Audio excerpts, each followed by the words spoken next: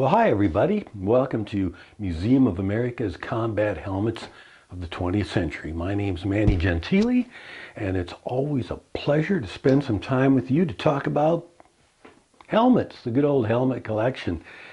Now, I have been collecting since 1972. That's when I found my first helmet, a Japanese Type 90, when as a young sailor I was stationed on the island of Guam, and there was still a lot of stuff from the Second World War lying around, and I found a really cool Japanese helmet. Now, you can read about that by going to my blog, Combat Helmets of the 20th Century. Go right there and you can read all about that Type 90 that I found in the jungle. The two most commonly asked questions I get about the collection is how many helmets do you have? And what's your favorite helmet? So I'll start, first things first, how many helmets do I have? I have 147 helmets. Now, if you asked me 4 years ago how many helmets I had, I would say I have 147 helmets. And if you ask me 4 years from now, I will say 147 helmets. What's the deal? I see a lot of collections where the collectors have much of their collection stored away in bins, socked away in closets or basements or attics. Or sometimes they're displayed stacked one upon the other so you can't really enjoy the helmet. I don't want to have helmets in storage, and I want to be able to see the helmets to their best effect. So I have enough available wall space to display 147 helmets. That's the limit. That's the carrying capacity of my walls. And as long as I have this house, that's the amount of space I'll be able to dedicate to the old helmet collection. The rule is, if a helmet comes in, a helmet has to go out. And so sometimes, say on eBay, I will buy an example of a helmet. It might not be the best, but it's a placeholder until I can find the better one. When the better one comes in, the placeholder goes out.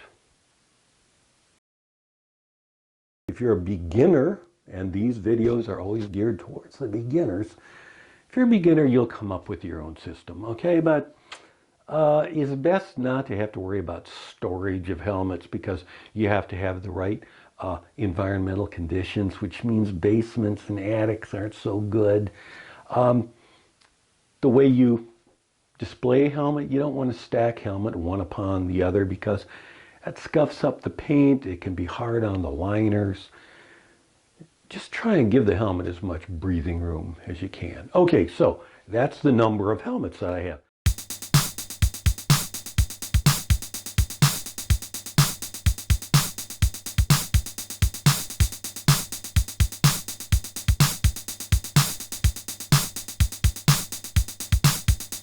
The next question, and I love this question, what's your favorite helmet? Out of 147 helmets, what's your favorite one? That's simple. It is this one. Model 1915 French Adrian from the First World War. I love this helmet. It's in very good condition. Still very nice color, chin strap, full liner, nice insignia on the front of the Engineers Corps, the engineers. Now, it's a beautiful helmet in its own right. It's fabulous. When I got this helmet, I was poring over every detail, looking around. Wow, this is really cool. I love this helmet. And then I noticed something. There was a little hole. There is a little hole in the liner. And through that hole, I saw, I think it was a lowercase e.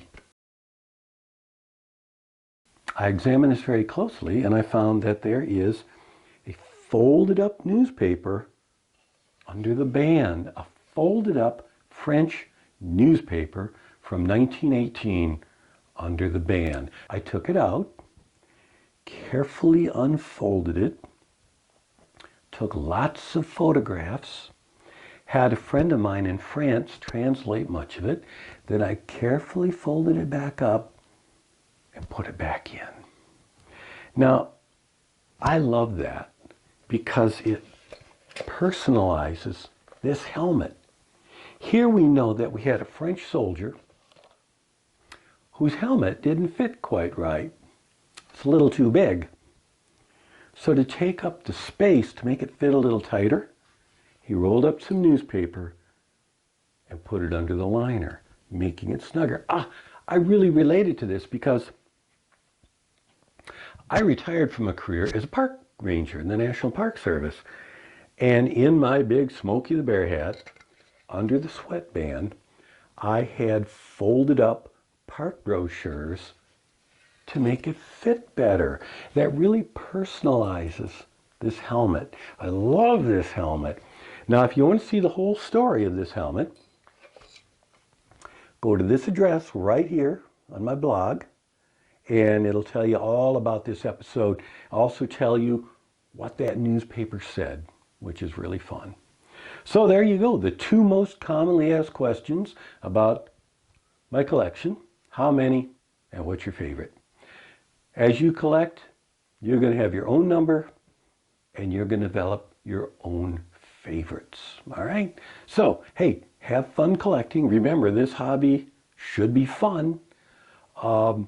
Make comments on the blog, ask questions, and as always, if you see something on the blog that I said that is incorrect, go to the comments and give me a correction.